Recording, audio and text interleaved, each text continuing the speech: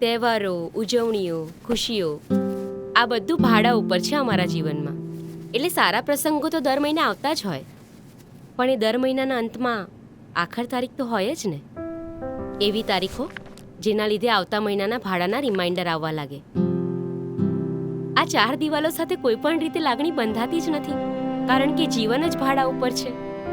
બહુ મોટી નહીં, પણ નાની અમથી અમારી પાસે મૂડી તો હતી, જેના સહારે અમને આશા બંધાઈ હતી.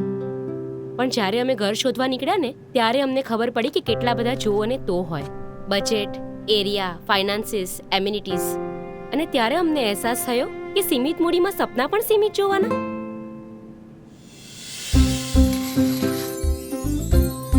પણ હવે અમારી બધી ચિંતાઓ દૂર થઈ, કારણ કે આવી રહ્યું છે બૂમ સિટી, તેજીનું પોતાનું સિટી, જે કરશે અમારા બધા જ સપના પૂરા.